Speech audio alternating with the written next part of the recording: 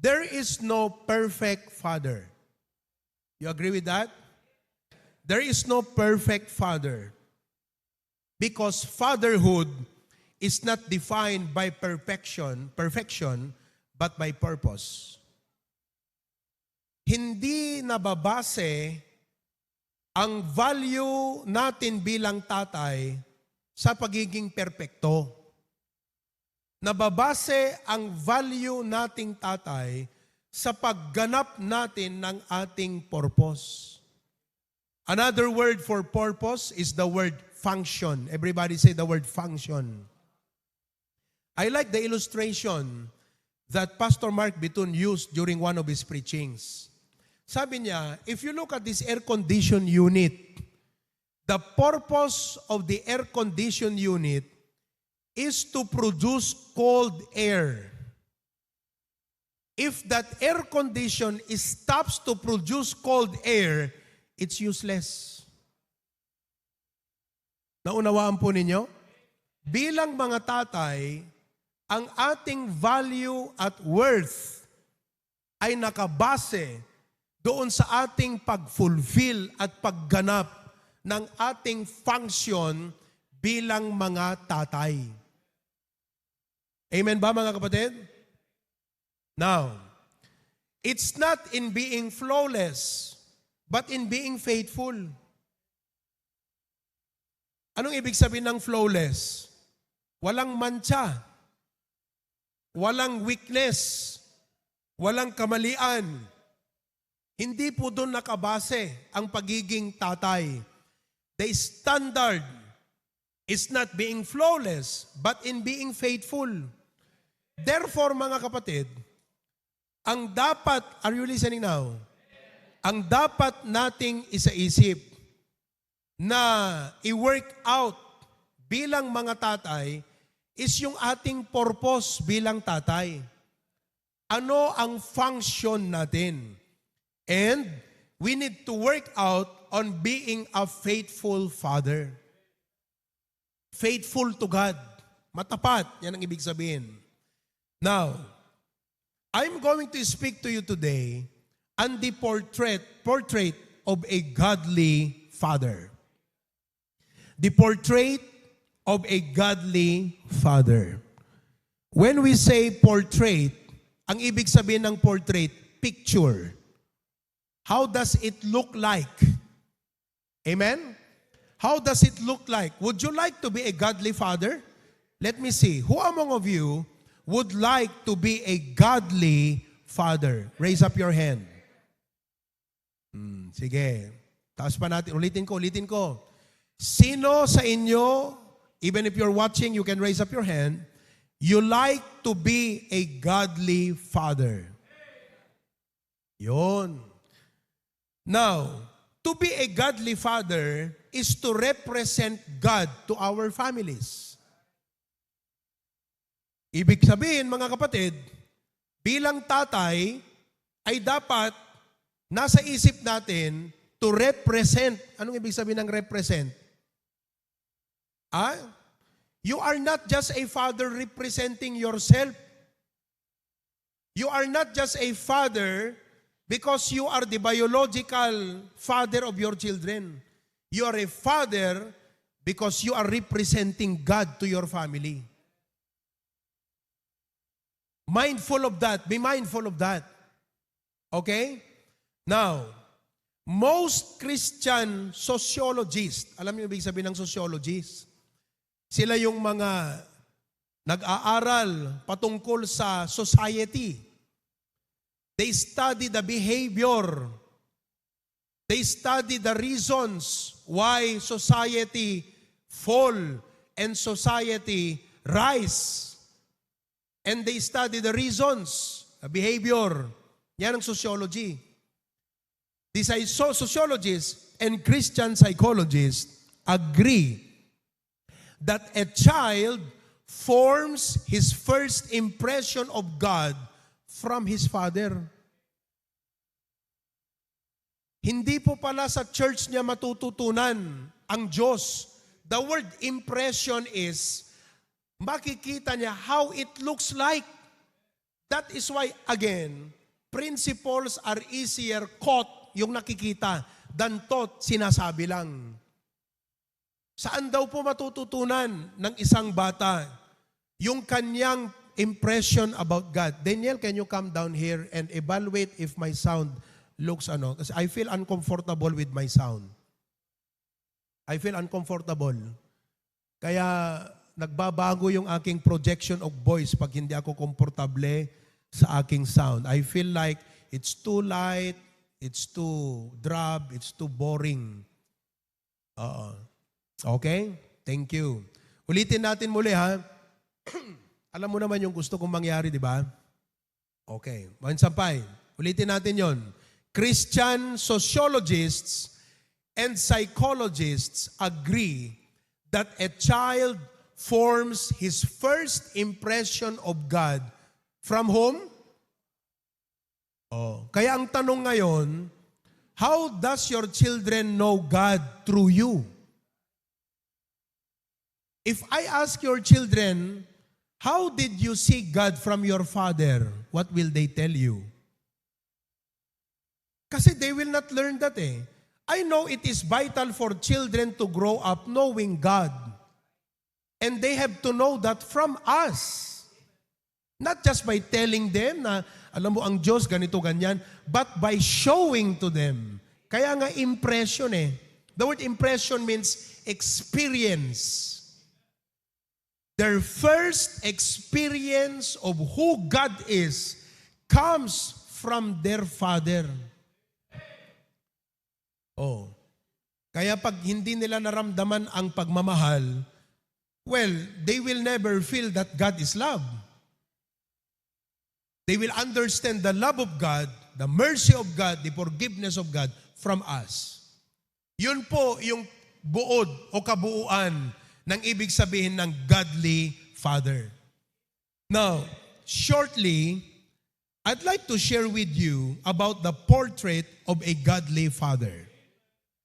First, a godly father has godly learnings. Basahin nyo nga, go. A godly father has godly. Anong ibig sabihin ng learning? Natututunan. Everything in life, you believe? Do you believe that everything in life natututunan? Ang godly father, hindi lang po siya, take this very important ha, can you put letter B? Let me emphasize letter B from that main point. Everybody read. He learns the things of God, not just the necessary skills of life. Alam mo, maganda na marunong ka sa maraming skill ng buhay. And your children will benefit because of your skills in life. But what we are talking about is godly father. A godly father does not only learn the necessary skills of life, but also learns the things of God. For example, a godly father learns how to pray. That's the thing of God. And do you realize how powerful prayer is to your life and to your children? Who among of you, father, believe nga uray kasanot kinakunan ken kinakapoy ta anak mo, no ammuna iti agkararag, dakkel to ti maaramida na tibiyag. You agree with that? It is not only skills that matter. It is the things of God. Yan po ang ibig sabihin ng godly father. Magaling nga tayo sa pagdating sa trabaho, sa negosyo, sa pagdidiskarte sa buhay. Tatandaan niyo mga kapatid, hindi lahat ng bagay nakukuha sa diskarte lang. Maraming bagay nakukuha sa panalangin. So if you are to be a godly father, learn the things of God, not only the skills of life. I know dito sa HBBC, ang dami nating mga skill dito. Skill sa carpentry. Ayan o. Marami tayong skill sa, farming. Diba? Welding. Ayan, si Tito Dante. Tignan nyo itong speaker natin. Apakaganda ang kanyang mounting, oh. Oh. Diskarte ni Tito Dante yan, kapatid. Amen, Tito Dante? Lahat yan. Oh. Marami tayong mga skill dito sa church. Skill pagdating sa isda. Oh, di ba? Itong mga taga-banat. Pag bumanat ng isda yan, walang nakukuha yan. Si Tito Jerry, nalingag multibukto. I mean, these are necessary skills that we need to learn and pass it on to our children. But a godly father does not only learn the necessary skills of life, he learns the things of God. He knows how to pray. Do you know how to pray? He knows how to read the Bible. Halang ti agbasa nga among ti agbasa. But you know how to interpret the Bible. Amo, dito siguro isurok ka da kay no Martes. I need to teach you how to interpret the Bible. Agbasbasa kat Biblia, di kamot maaawatan. Di kat awan application na kasi di kamot ammo nga maawatan di Bible. That is a skill. Amen? Oh, you learn the skill of ministry. How to serve God. You should learn that skill. Is that clear, mga kapatid? That's what a godly father does. In Deuteronomy chapter 6, verses 6 to 7, it says, Deuteronomy chapter 6, everybody read? And these words which I command thee this day shall be in thine heart. Ito yan, words. Shall be in thine heart. Okay? 7. And thou shalt teach them diligently unto thy children. Okay. Ang punto dito, mga kapatid, fathers are commanded to teach God's word diligently to their children. Ang plano at design ng Diyos na ang mga anak matuto sa kanyang salita from their fathers. Kung hindi ka marunong sa Biblia, how will you teach the Bible to your children? That's why a godly father has godly learnings. Ang kanyang natututunan ay hindi lang skill, kundi Bible. Kasi nga, ang design ng Diyos, tayo ang magtuturo ng Biblia sa ating mga anak. Example, yung mga pinipreach ko dito, who among of you fathers have sit down with your children and expound to your children the preaching of Pastor Provi in the church? Taas ka ng kamay. Naintindihan nyo ba yung tinanong ko, mga kapatid? Ilocanwag. Sino kada kayo ti amma, tinugawan nyo ti anak yo, kat jay impreach ko ditoy, inlawlawag yo kadigi anak yo, tayag yo man ti ima yo? O wala. Yan ang sinasabi ng Bible. God's design is for you, Father, to sit and teach your children the Bible. Ulitin natin Anong sabi? Verse 7. Read once again. Thou shalt teach them what?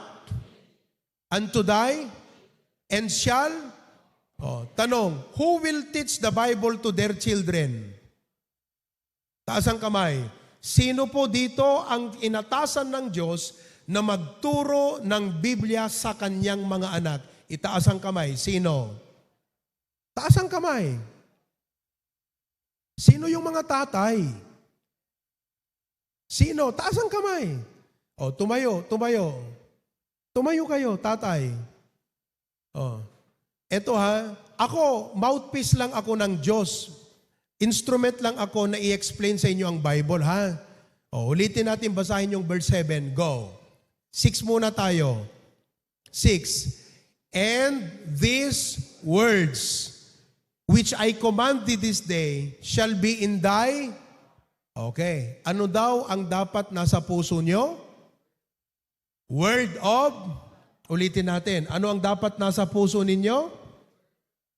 Anong gagawin nyo sa Word of God? 7. Go. Thou shalt diligently unto thy soul. Who will teach to their children the Word of God? Sino? Fathers. Will you say today, God, I take the responsibility of teaching my children the Word of God. I-type mo man? Oo. I take responsibility. I take the responsibility of teaching my children the Word of God. Yan. Importante yan mga kapatid. Kasi yan ang design ng Diyos eh. Original design of God. Okay, ready? Lagay mo na. Lord, I take responsibility of teaching my children the Word of God. At sabihin natin yan ng sabay-sabay. Alright? Kagulo sila dun. O, hayaan nyo na. So will you say that together? Go. Lord, I take responsibility in teaching my children the Word of God. Sinot mangisuro ka digiti anak ti Bible? So, ti godly father, dapat agsursuro ka ti Bible. Do not assign that to the pastor only. It's our responsibility. Kaya, pag uwi nyo mamaya, you start to talk to your children. Nangagyo di message ni pastor, di preaching ni pastor. Oh, ito ang gagawin natin ha. Ikaw, mamaya may preaching ako tungkol sa mga estudyante. O anak ko nangagmuti preaching ni pastor. Digi di classmates mo, rugyam idan nga witnessan. That's what you will do. Mga kapatid, you will be a failure if you succeed in your career but you did not teach the Bible to your children. That is from God's biblical standard. Kaya mga kapatid, paulit-ulit lang ako, paikot-ikot, pero ito lang ang punto. It's your responsibility to teach the Bible to your children. Okay? O, palakpakan natin sila mga kapatid. Wives, suportahan nyo naman yan, ha? Be seated. Okay? Letter A, God's design is for fathers to bring up their children in the nurture and admonition of the Word. Yan ang design ng Diyos. Oh, letter C, a godly father does not settle for being good at making a living. Many of you are good in making a living. You need to hunger in growing to know the Lord. Dapat kakabsat, adaking ka DJ spiritual drive. Nga ti passion mo, haanlaeng nga nalaing iti pagubraan. No di kat agadal ti sao iti apo, kaya nga godly learning eh. Oh. Letter D, he does not just master tools and trades, but also truth and theology. No damagan ta anak mo gan ka, tatay, masama ba ang abortion? Anong isasagot mo? Tanungin natin kay pastor. Hindi na po. You know what? Listen to me. I think I need to limit my counseling sessions.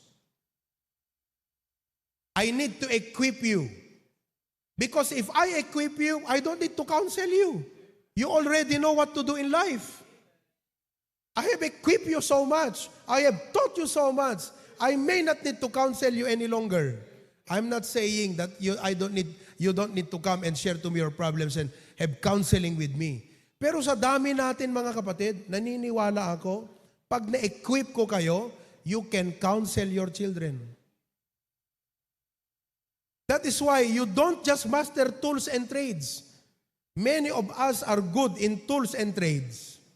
Dito ang dami nating tools pinadala ni Preacher Glenn. Puro wireless yan. Wireless nga para screw. May screw tayo na pang kahoy, screw na pang semento. And I know many of you, you have your set of tools at home. And that's like, kumbaga sa nanay ang mga ang mga koleksyon ng nanay ay plato, tinidor, pinggan, paglutuan, salad master. Ang tatay naman, ang kanyang pinaggagastuhan, tools. Pero if you are going to be a godly father, I hope you realize this.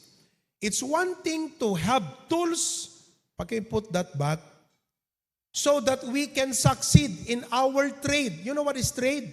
Line of business, line of duty and profession and job. But what we are talking about is a godly father.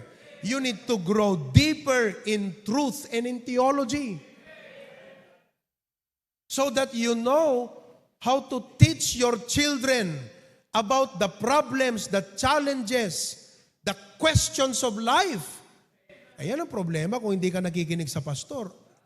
Yan ang problema kung puyat ka ng Sabado ng gabi na hindi ka makapakinig ng maayos. Kasi dapat nakikinig ka, natututo ka. Kaya nga, learning.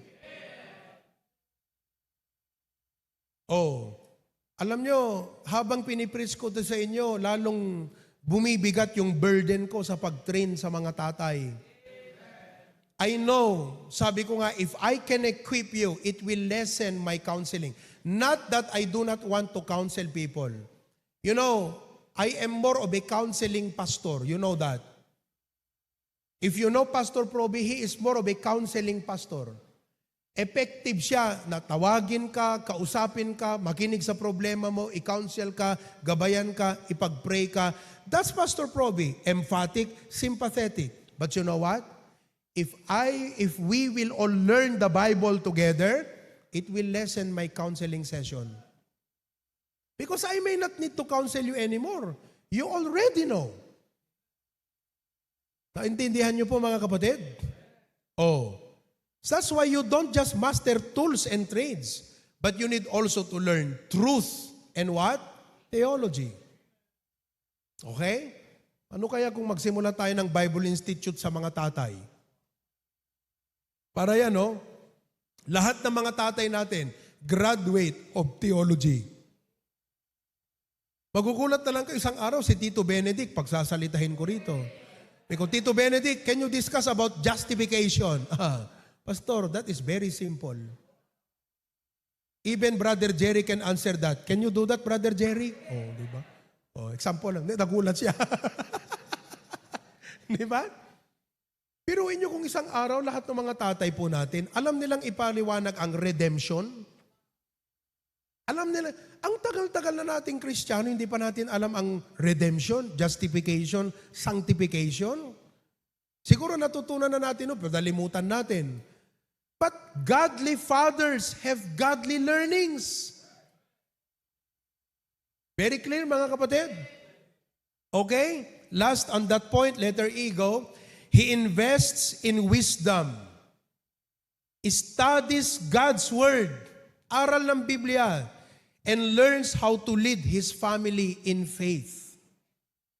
Alam nyo, habang pinipreach ko to, ang prayer ko, ang Holy Spirit, mag-produce sa inyo ng idea na hindi mo lang idea ang umiikot sa'yo, kundi galing sa Diyos na idea, kapatid, dahil sa salita ng Diyos. Mamaya, I will discuss more about that idea thing. Number 2, not only a godly father has godly learnings, but a godly father has godly love. A godly father has godly love. For example, in Ephesians 5:25, it says, husbands, love your wives. Amen? Wives. Mag-amen naman kayo, wives. Para sa inyo yan. Love your wives, even as Christ also loved the church and gave himself for it. What kind of love is a godly love? Number 1, it's a forgiving love. It's a forgiving love. Our children will make mistakes many, many, many times.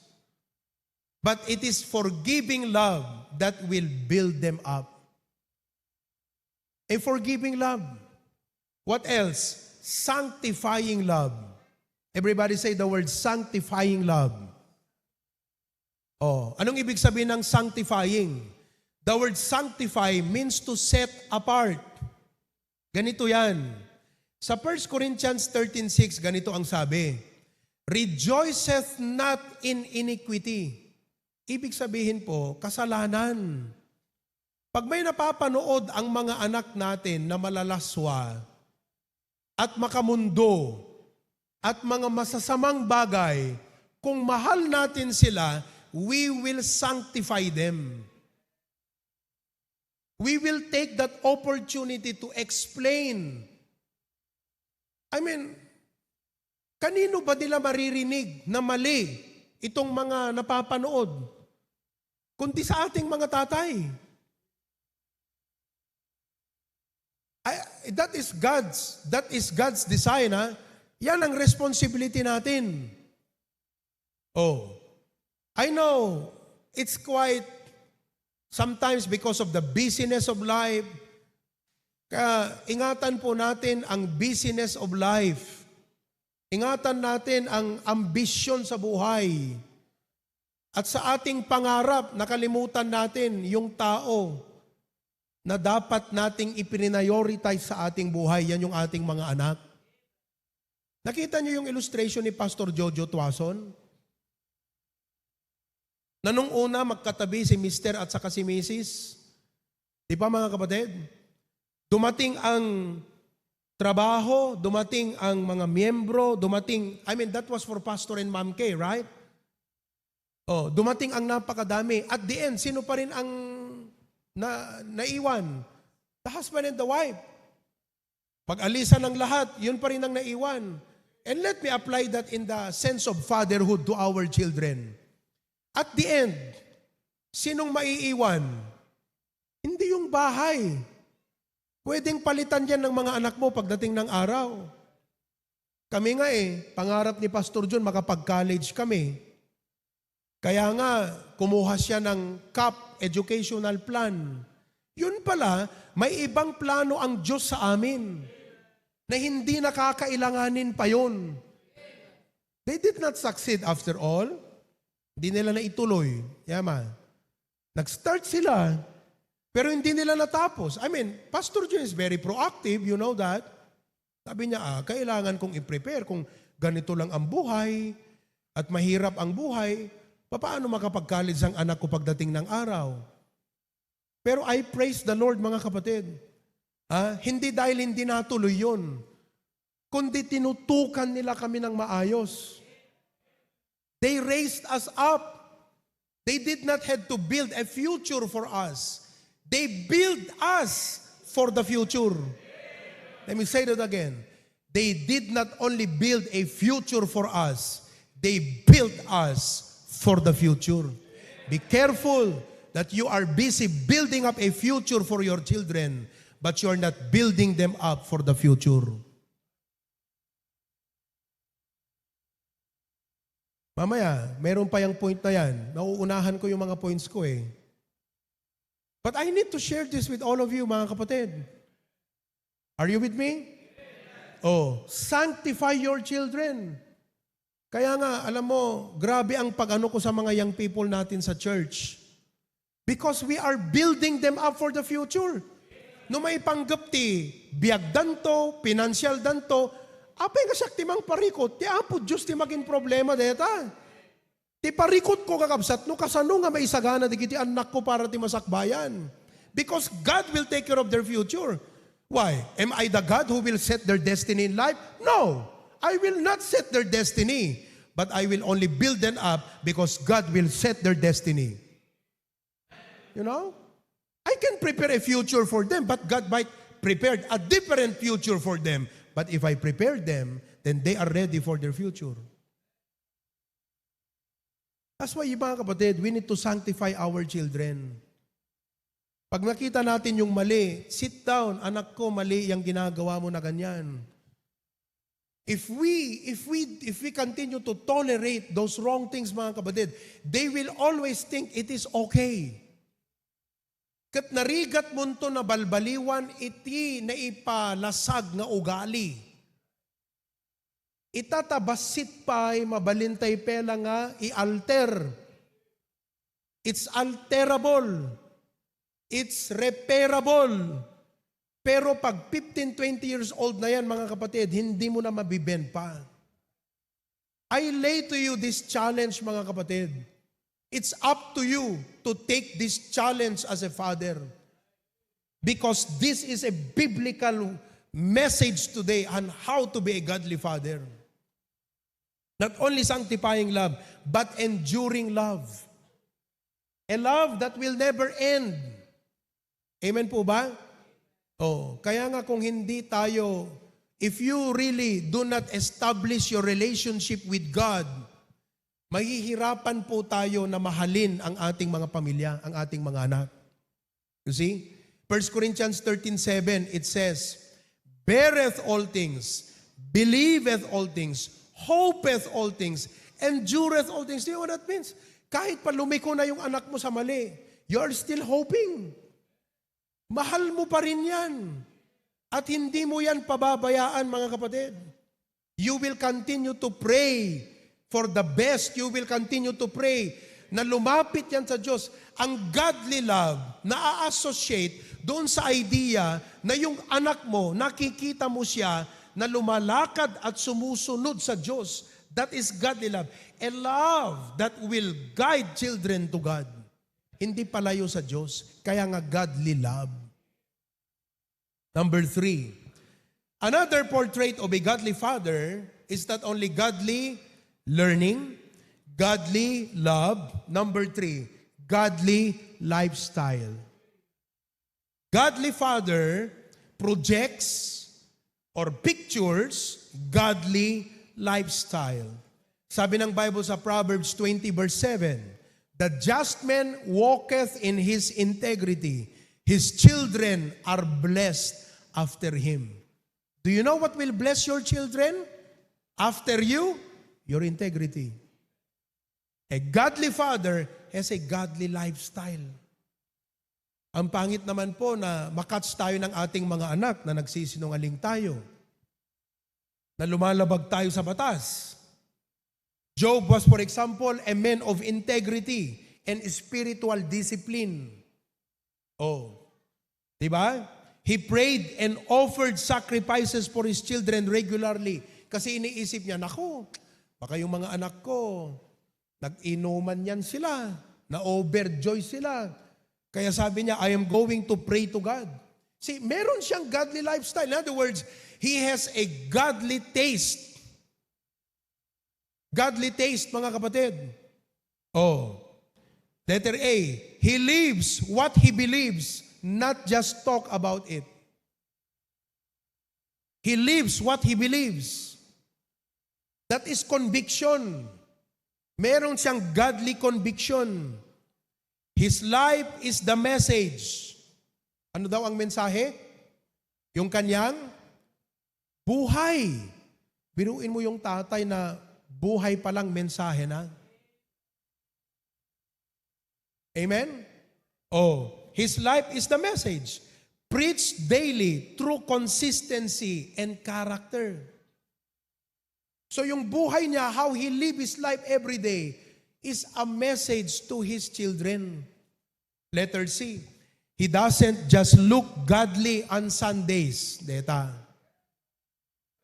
but walks in holiness every day of the week. Agasam ta, mukha kang anghel pag nasa church, mukha kang diablo pag nasa bahay. Alam nyo, it's about time, mga kapatid, that we should realize godly fatherhood is a lifestyle. It's not just a position or title na tatang kung na naking kataanak mo, papa kung na, daddy. It's not just a title assigned to us. We should realize, mga kapatid, it's a lifestyle to be a father. Meaning to say, when you say you are a father, you are showing an example every day to your children. Lifestyle yan. Halimbawa yan, yung mga men na tinuruan ko kagabi, alam nyo sabi ko, may levels of leadership kasi.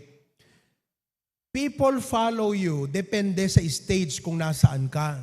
Siyempre, may mga tao na mahirap talagang pangunahan, but in the level of leadership, ang number one, ano yun, Josiah? Position. Makikinig ang tao sa'yo dahil nga title mo yun pastor ka. They may not like you, but they will follow you because you are the pastor. And maybe there are some members who are like that here. You don't like me, but you follow me anyway because I'm your pastor. Diba? Oh. Ngayon, sabi ko, kung ang tao susunod sa'yo dahil sa position mo, dapat marunong kang magdala ng position mo. Kung pastor ako mga kapatid, lalabas ako dyan na nakashort. You know, I should know how to conduct myself. Kaya alam nyo, tinuturuan ko itong mga young people, lalo mga men, huwag kayong nakashort na lumalabas. Kaya kayong mga tatay, sabihin ko na sa inyo, tinuturuan ko ang mga young men na pag lumabas, huwag naka-shorts. May they see that in you. Kasi mga bata yan, alam mong struggle nila, how will they listen to me? I am young. Sabi ko, learn how to conduct yourself properly.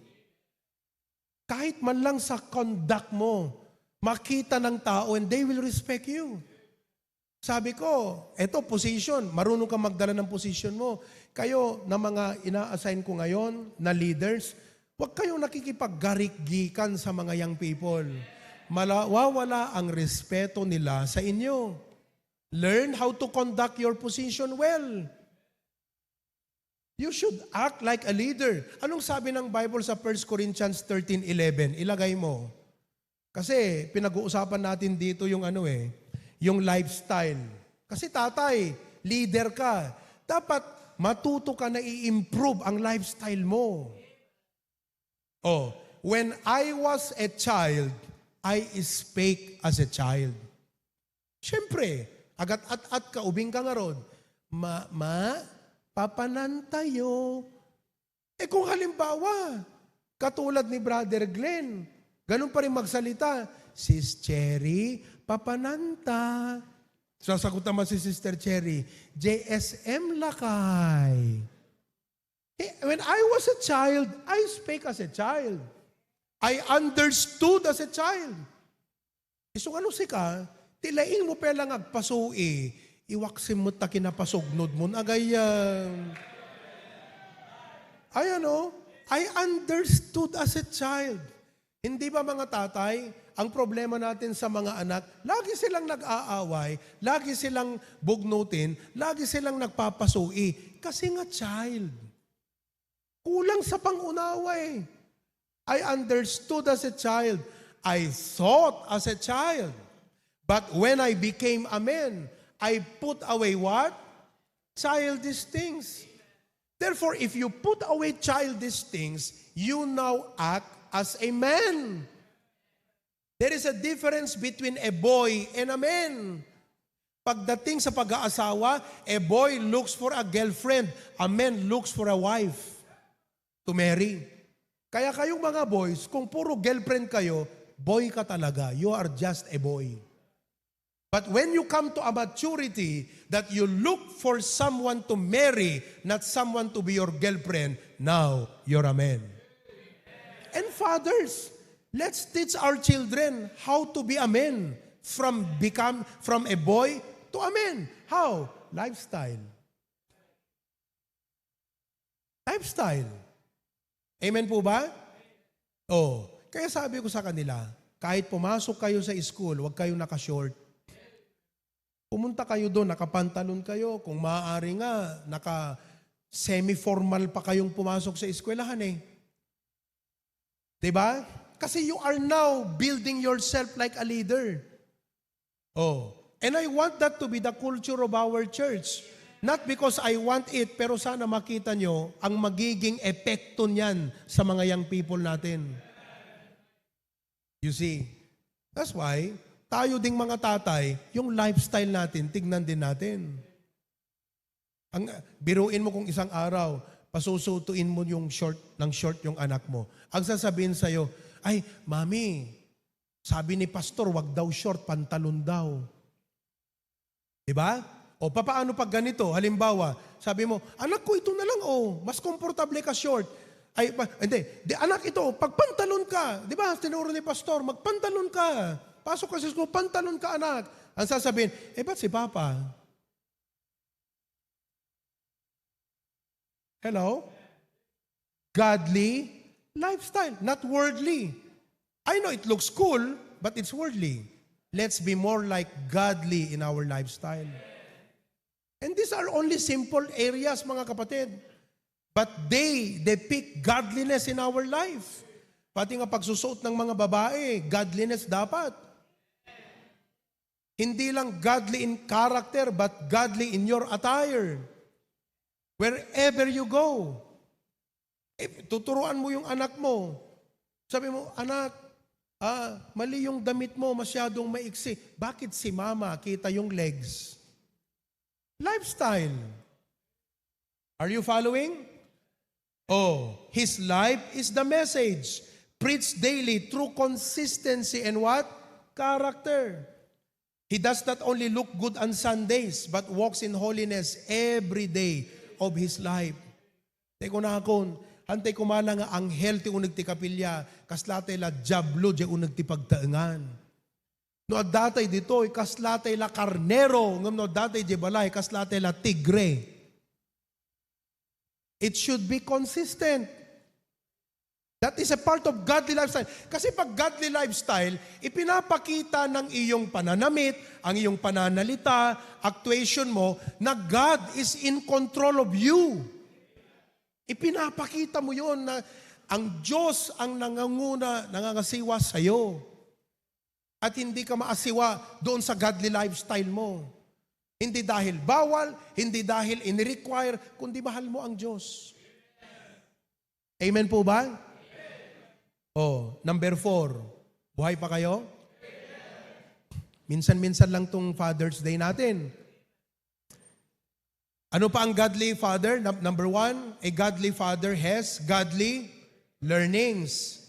A godly father has godly love. Number 3, godly. Number 4, a godly father has godly leadership. Ayun. A godly father has godly leadership.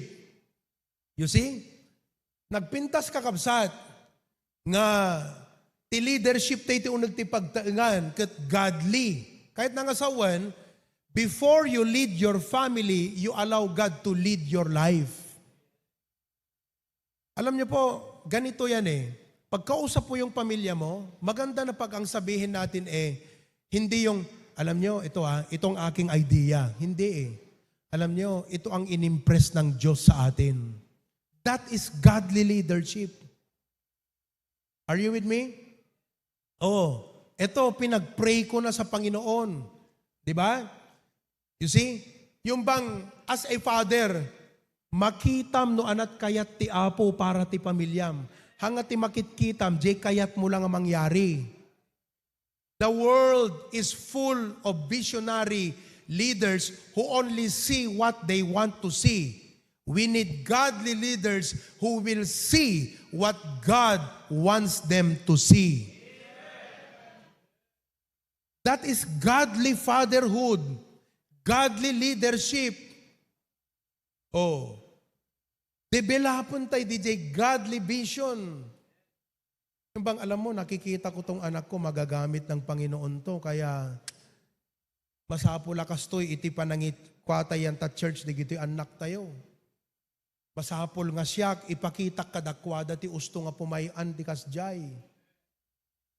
I need to show to them. Halimbawa tong mga young people, tuturuan kong mag-disciple. Do you know who is the first to disciple them? Tayong mga tatay. We will be the one to first disciple them. You see? And if we personally disciple them in the Word of God, sasabihin nyo sa kanila, anak, katulad ng pagturo ko sa iyo, ganyan mo rin turuan ng iba. Teach others also. Amen? Sensitive ka kumati pa ng idalan ti apo king ka. Haan nga, you are full of personal ambition, full. Ito yung sinasabi kong kaninang idea. Alam niyo po, ang idea hindi masama, depende kung saan galing. Maybe you have a good idea, but is it God's? Let me say that again. Maybe your idea is good, but is it God's? The enemy of God's best is the good idea you have. We have many good ideas in life. And that's good. But you should, if you want to be a godly father, learn God's idea for your life and for your family. Are you following? Oh, you see, I have many good ideas, but I have to come to God and say, Lord, is this your idea? Is this what you want for me? Is this what you want for my family? Is this what you want for our church, dear Lord? I have to get God's idea. Ulitin ko na naman yan. You may have good ideas, but is it God's idea? Don't miss God's idea. Be sensitive to the leading of God in your life. You are not the one to dictate your life. It is God. That's why the foundation of Christian life is surrender. You surrender and say, Lord, anong sabi ni Jesus Christ? Not my will, but thine be done. Can you say that for your family? Lord, not my will for my family, but thy will for my family. Can you say that? Tulog na yata yung iba sa inyo eh. Oh, Tagalogin ko, Panginoon, hindi kalooban ko para sa pamilya, kundi kalooban mo para sa aking pamilya. Can you say that for a short moment? Few seconds? Come on, say it. Lord, not my will for my family, but your will for my family. You see that? Oh. Si Abraham, Genesis chapter 18, verse 19. The Bible says in Genesis 18, verse 19, For I know him, that he will command his children and his household after him. Now, can I ask Preacher Glenn and Sandro to come for a while? Come on, halika rito. Preacher Glenn and Sandro. This is leadership. And this is godly leadership. Kabil mo dyan verse. Lagay mo yung verse. Okay? Sige, dito sa taas. Alright? Sabi niya, sabi ng Diyos, God said this about Abraham. Sabi niya, I know him. Okay? If God has to talk about you right now, what will He know about you? Sabi niya, I know him that he will command his children. So point your, come on here, stay here, Sandro. Point your finger at Sandro. All right? For I know him that he will command his children, right? And his household, and they shall keep the way of the Lord. So let us say, okay, ito yung way of the Lord. Ito way of the Lord. Ano ang sabi? Ganito, karamihan, ganito, ituturo mo si Sandro. Sandro, look at your dad. Okay? And then point the way. Go that way. So go that way. Go that way. Go that way. Ingkag practice anak ko. Ingkag Good News Club anak ko. Ingkag disciple anak ko. Ingkag soul winning anak ko. Ingkag church anak ko. Sika nga rod. Basta syakti maka mo nga mangi-provide ti ka sa pulam anak ko. No. Look at what the Bible says. Come back, Sandro. Come back. Come to your dad. Go to your dad. Look at what the Bible says. And fathers, you will be accountable to God if you disobey and violate that scripture. Sabi niya, He will command His children after Him. Look, so point at Sandro. Okay? That is leadership. Sandro. Okay? Anong gagawin niya? Hindi niya ipo-point yung way. Follow me. Okay? Okay, go behind. Yeah, like that. After him. Sige, dito na lang sa likuran. After him. Why? That is leadership. After him. He will command his children after him. Anak, let's go to church. Anak, let's go to Bible study. Anak, let's go to discipleship. Anak, let's go join the pastor. Anak, let's support the ministry. Anak, let us give for that ministry. He will command His children after Him. You know, the problem of many fathers today and families today is they point to their children and they point the way. No, that's not godly leadership. Godly leadership is, come, follow me. Jesus said, follow me, I will make you fishers of men. That's godly leadership. If any man will come after me, let him deny himself, take up his cross daily, and follow me. Anong sabi ni Paul? Follow me as I follow Christ. Fathers, let us work on following God so our children can follow us. Thank you very much. Palakpakan natin, Preacher Glenn and Sandro. That's the word of God right there. That's not my word. That's not my advice. That's not my counsel. That's not my preference. That's the word of God. Kaya we did not make a mistake in homeschooling our children. I mean, I'm not saying that you homeschool your children, folks. But we are building them for the future. We hope hindi sila magkamali sa kanilang decision pagdating ng araw. Ang hirap din mag-homeschool. My wife can tell you how difficult it is. You know? Pero why did we homeschool our children in the first place? Yeah? Because my pastoral work is, you know, very busy in going from place to place. Halimbawa, pag nag-mission trip ako, I like to bring my family with me. I like my children to see what the ministry looks like firsthand. I like to show to them what I'm doing for the Lord. Diba, kung karpentero ka, isasama mo yung anak mo, ipakita mo sa kanya yung ginagawa mo, right? Anak, this is how it is done. If you're a businessman, sama mo yung anak mo sa negosyo. Anak, this is how you do it. Right? If you're a fisherman, isama mo yung anak mo sa dagat. Agkarasarwa, pastor, masasanay din yan. He will learn. He will cope up. Oh, nakakatawa pag nakikita ko si Tito Dante at saka si Ian. Married na si Ian pero kasama si Ian. Pagka nag-i-install sila ng, ano ba yung Tito, yung roll-up. So Ian, pag namatay na si Tito Dante, sana wag pa ngayon, mabuhay pa ng 20 years, Ian can continue that job. Why? He showed the way. He followed after him. Now, what we are talking about is godly leadership. It's not just about trade and tools. It's about theology, task, and serving the Lord. So what do? Command your children after you. The JT challenge kada tayo, men. So don't be passive. Hanga, anak ko, choir member ka, inka di Sunday afternoon, Jay Batak, haana, intan anak ko. Uray na bambanog ka, uray na puypuyat ka, uray makaturturo ka, uray madipay bagbagim. Because you like to lead your children after you. You do not tell them, choir member ka anak ko, inka jay, sika nga rutatang, maturog akat inakagubran o bigat, kanan tayo nga pamilya. Balance it. Amo kung ko na nga, anak ko, question na ran, maturugak, masapol ko tagina na, inakagubran o bigat, no, jak makaubran o bigat, kasano nga ti pagbiag tayo? Kas jay gayam, kunaanan to Ano nga ti testimonyong tatati leadership?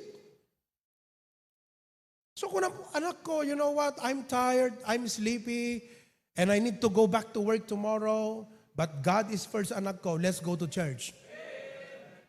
Ti leadership, godly leadership, mga kapatid. Amen? Oh, he leads his family to godly success. Number 5 and last, I will add. Reviewin tayo kakabsat. What is number 1? A godly father has godly. Number 2, godly love. Number 3, number 4, number 5, godly legacy. A godly father has godly legacy. Ano kaya na sound ti legacy kakabsat? Something that you can pass it on to the next generation. Now, letter A, He passes down not just possessions, but a pattern. He passes down not just possessions, but a pattern. You do not just give them inheritance. You showed them how to be a steward of inheritance. How to be a steward of blessings. Okay? Letter B. Any man can leave land or money, but a godly father leaves a map for life. Alam mo, kahit mga unsaved, they can leave inheritance for their children. And I'm not saying that is wrong. If God gives us the opportunity to leave inheritance for our children, well and good. We are preparing them for the future. Or we are preparing a future for them, rather. But again, we should prepare them for the future. Not just prepare a future for them. Education, good. Send mo yung anak mo, nag-aral sa eskwelahan, natapos niyang high school, natapos niya ang college, praise God. Congratulations, nakapag-graduate ka. You prepared a future for them. But what if you fail to prepare them for the future? O, nagubradan, yan na, dangarudan. Inya dayumot ti trabaho da idan. Kadakay nga naganak, panunutan nyo dito, agpabasa kay ti anak yo, haang nga gaputa prestigious school, go. Ikat numaya dayong arudan, hana ready. Your children is more important than their future. What if God has a different plan for them? God has a different route. God has a different destiny for them. The future is up to God. It's up to you to prepare your children. Are you with me? I'm not saying it's wrong to leave an inheritance like maganda yung bahay mo o anak ko second to agtawid ka deti nga balay. Paano kung may prepare pala ng Diyos na mas malaking bahay? Pinagpaguran mo na lang yung bahay nga ipatawid ti anak mo and you failed on them. Don't ever forget that. God knows better than us. God sees farther than us. God has greater plans than our own. Are you with me? Oh.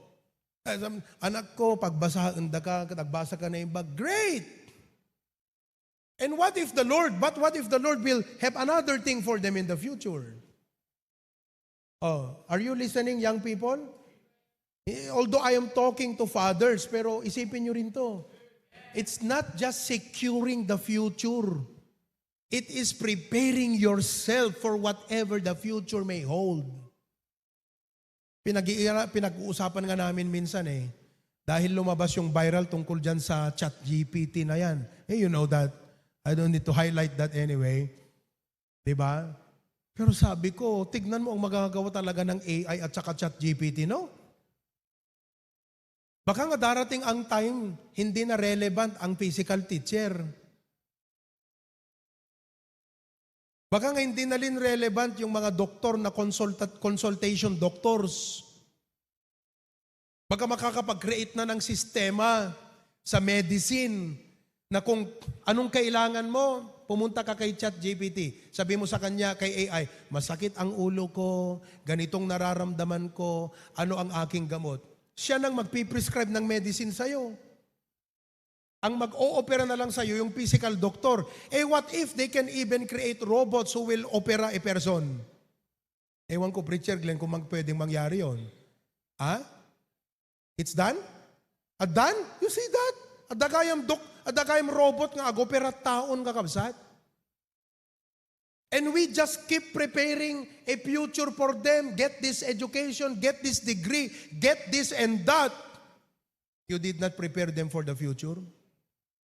Godly legacy. Not just material inheritance or earthly inheritance, but godly legacy. You never know what God has in store for our children. And because of that, we should prepare their hearts, prepare their mind, form their habits, their character for whatever God has in store for them in the future. You see, it's not just about building a career, but building a family. A godly father not only builds for this life, but for eternity. Buhay pa po kayo? Pag hindi nyo mahabol yung pag-take note, bumalik na lang kayo sa Facebook mamaya, kunin nyo yan. As parents, our greatest investments are on our children, not for our children. Ulitin ko yan. Our greatest investments are on our children, not for our children. Ibig sabihin po sa Tagalog, ang pinakamagandang investment natin, sila, hindi yung para sa kanila. I'm not saying na mali yun, because the Lord is so gracious and good that He blesses us. I mean, sinun to tagtawid deto, dikitin to pala sumarno nga generation, correct. But who knows? No ni Kirk to ti usaron ti Apo ngagpastor, uno ni Kiyon, palubo si ti Apo, kat kunan to ti Apo, awan, deti kapilyayo nga insaganam, awan to detan, sabalit insaganak para kadakwada. Kung ito lang ako nakatutok na hindi ko sila piniprayer, I failed. My investment is on my children, not just for my children. If I build their character right, if I build their heart for the ministry right, and guide them in the ways of the Lord, wow, I have no idea what God has in store for my children. Not only for them, but even digiti an anak dan to ti masangwanan nga aldaw. Amen? Legacy is not just we live for our children, but what we live in them that matters the most. Psalm 78 verses 1 to 7, I close with this. Psalm 78 verses 1 to 7. Okay? Psalm 78 verses 1 to 7. Give ear, O my people, to my law. Incline your ears to the words of my mouth. 2. I will open my mouth in a parable. I will utter dark sayings of old, which we have heard and known. Our fathers have told us. 3, 4. We will not hide them from their children, showing to the generation to come the praises of the Lord. It's about the Lord. Be careful in overexposing your children to scholastic activities. Be careful. Baka doon ma-develop ang puso nila, hindi sa Panginoon. Pastor, ma-develop ang skill nila. There are other ways to develop their skills. Iniisip ko nga minsan, sabi ko, ipasok ko kaya si Kirk sa basketball, anong tawag doon? Basketball workshop. May nag-uusap kami mag-asawa, na-realize ko, naku, wag na. Baka sa basketball pa ma-develop ang puso niya. And that can happen. I know many of you want to be a proud parent. Diyan ako naglingag basketball, pero wala sa gawain. I know many of us parents want to be proud on the idea nga diyan ako, grabe, champion na ti palarom pambansa, pero wala sa gawain. Pero maganda kung yung anak mo talagang na-train mo na okay siya sa scholastic activity. Pero grabe naman ang commitment niya sa church. Pero I tell you what, manmanutikas jay. Hamoy sugsugal ta anak mo. Manmanut kas jay. Be careful where you support your children for. Hana isot pa kay ikapisan da kakabsat, di kita na inlubungan. Na title kada glory. I'm not trying to be too conservative here. I'm just trying to show you a biblical principle here. The point is, you never know what God has in store for them, but prepare their heart for the ministry. So nga, praise God. Praise God, meron tayong children's choir. Nakakatuwa, 6 o'clock nandito yung mga bata. Alam nyo, ang nakakatuwa, hindi lang sila Kasi hindi naman makakapunta rito yan kung hindi dahil sa inyong mga magulang. Kaya ang palakpak sa inyong mga magulang. Kaya palakpakan natin yung mga parents. And I praise God for that. Without your support, without your commitment, those children would not be able to sing there. Di ba? Kaya mga kapatid, listen. The future is great. We need to prepare our people for the future. Grabe, if only you can see the heart of Pastor Provi to train, to equip, to empower our young people, future leaders. Napakalaki po ang pinipir ng Panginoon para sa ating lahat. O, tuloy mo yan. Birds, anong na tayo, birds? We will not hide them from children, showing to the generation to come the praises of the Lord and His strength. His wonderful works that He hath done. Amen? Next, verse number 5. For He established a testimony in Jacob and appointed a law in Israel, which He commanded our fathers, they should make known to their children, that the generation to come might know them, even the children who should be born, baby pa, who should arise and declare to them, to their children. Apo ko di jayan kakabsat. Oh, anang ata, di kiti anak tayo no, gaasawa da, amudan to pelang ata nga ipankapilya di kita putputot da. Pagkasadala ipakastoy no, padedikar.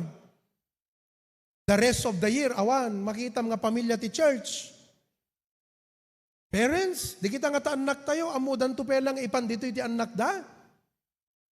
Hello? Hindi ko po sinasabi kasi malamang may mga ganong instances. Oh, pupunta lang pagpapa-dedicate na ng bata. Pag wala tapos na yung dedication, wala na. I hope that we will raise godly next generation in church. Number 8, ano sabi doon? That they might set their hope in God and not forget the works of God, but keep His commandments. It's not easy to raise, it's not easy to be a godly father. A godly father is not just a provider, but a priest in the home. Not just a protector, but a pattern of good works. Not just a man of the house, but a man of God. Let's rise to the calling, not to be perfect fathers, but to be purposeful and godly ones. Because when a father walks with God, his children will never walk alone. Walk with God, fathers. Titinulong tayo, kikinararag tayo. I'll see you all on Tuesday night. Pati po yung mga on deck na mag-aasawa, katulad ni Carlo, sumama ka Carlo para ano ka sa mga tatay. Sa lahat ng mga tatay, sumama kayo. Kahit wala kayong anak, may asawa kayo, join us this coming Tuesday night. And all of God's people say? Okay. Sino po sa inyo ang may natutunan sa message na to ngayong umaga? Praise the Lord. Praise the Lord. Okay? Let's review. What does a godly father has? Number 1, a godly father has godly learnings. Godly love. Godly. Wow, I'm so excited. I'm so excited. Now, I could train the young people knowing, amok nga ti panang train ko ti young people, hanak marigatan, because godly fathers will set a good example. And all of God's people say,